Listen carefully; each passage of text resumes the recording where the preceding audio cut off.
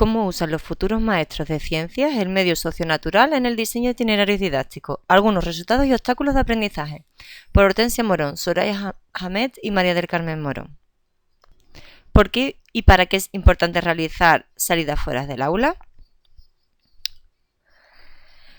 Desde el ámbito europeo e internacional, con los informes ROCAR 2007 y ENCIENDE 2011, recomienda una enseñanza de las ciencias alternativa a la clásica y centrada en los estudiantes, en el sentido en el que puedan desarrollar y aplicar sus conocimientos a situaciones reales y cotidianas. Igualmente, la actual Ley Educativa LOMCE recoge la importancia de los espacios naturales para la enseñanza en educación primaria. Pero además, en los estudios de Costillo et al. Y de Aguilera 2018, señalan la necesidad de realizar trabajos fuera del aula en la formación de maestros.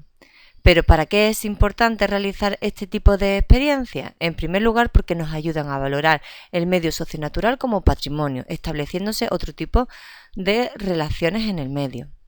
Favorece además una construcción contextual del conocimiento, un conocimiento por indagación, desarrollándose tanto habilidades científicas como conocimientos propios de la ciencia.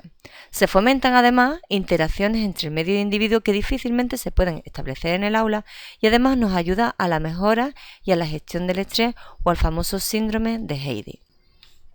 ¿Qué entender por un itinerario didáctico?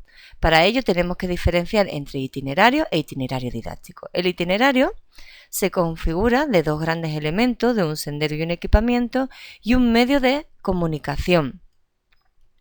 Sin embargo, cuando la finalidad comunicativa se trasciende y el objetivo es desarrollar un aprendizaje o la construcción de un conocimiento, hablamos pues de itinerario didáctico. ¿Cuáles son los objetivos de esta propuesta? Presentar el diseño e implementación de la experiencia educativa realizada fuera del aula con el alumnado del grado de maestro. Mostrar cómo nuestro alumnado diseña itinerarios didácticos.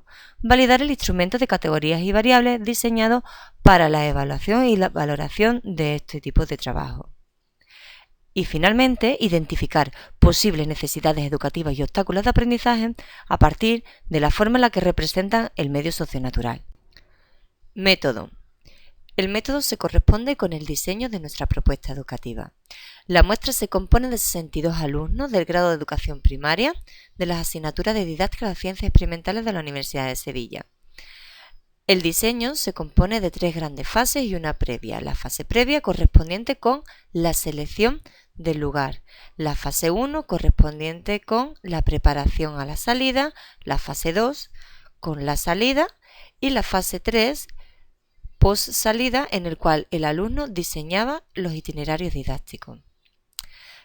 En total obtuvimos 14 itinerarios didácticos de los correspondientes 14 grupos y para ello se evaluaron a partir de un instrumento de categorías variables agrupados en 2 dimensiones, aspectos formales y aspectos educativos. Tipo de itinerario, número de paradas y ubicación y representación geográfica se corresponderían con los aspectos formales. E integración de la temática, elementos fisionómicos usados y tipo de actividad con los aspectos didácticos. En relación a los resultados, los vamos a dividir en aspectos formales y en aspectos educativos. Como podemos ver en las distintas gráficas, en los aspectos formales, el gran número de alumnado diseñaba un itinerario de carácter circular, compuesto entre 5 y 6 paradas, y la mitad de los mismos eran capaces de ubicar las paradas, pero sin una representación geográfica, y solo un 36% del alumno ha sido capaz no solamente de ubicar el elemento en cuestión, sino además de representarlo geográficamente. En relación a los aspectos educativos, observamos que un 29% de los itinerarios, los objetivos didácticos son explícitos y en coherencia con los elementos seleccionados. Los principales elementos que se han usado para hacer la propuesta han sido la flora. La mitad de las actividades propuestas suelen ser de carácter interactiva y la otra mitad las hemos considerado que son de bajo potencial didáctico. Eso es, actividades que son de carácter recreativa, incluso anecdótica o poco interactiva. ¿A qué conclusiones hemos llegado? Pues si intentamos de responder a nuestra pregunta inicial de cómo diseña el alumnado de grado de maestro itinerario didáctico y qué necesidades educativas nos está demandando, obtenemos las siguientes conclusiones. En relación a los aspectos formales, nos damos cuenta que aproximadamente la mitad de los itinerarios didácticos no están o no deberían de ser catalogados como tal, como itinerario, pues no cumple los requisitos mínimos, no hay una clara dirección y sentido del sendero, el número de paradas no es adecuado y muchos de ellos no tienen una representación geográfica de los elementos a ser trabajados. ¿Qué necesidades educativas nos están demandando? Por un lado, que es necesario trabajar el concepto de itinerario, qué elementos mínimos lo configuran. Y por otro lado, nos están mostrando las dificultades que tienen en relación a la geografía y a la cartografía. En los aspectos didácticos nos encontramos que más de la mitad del alumnado usa ese medio o elemento socionatural tanto como objeto como como recurso didáctico.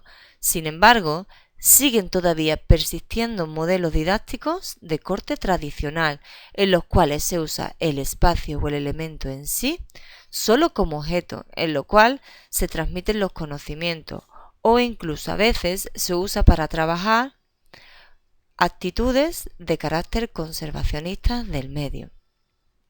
¿Qué necesidades educativas nos demandan? Pues por un lado es necesario desarrollar habilidades científicas en el medio, observación, experimentación, etc., pero también se observa que el alumno sigue manteniendo una visión del medio indiferenciada o sincrética. Difícilmente entienden el medio como un sistema complejo configurado por distintos elementos. Todo ello concluimos este trabajo y deseamos que haya sido de vuestro agrado. Muchas gracias.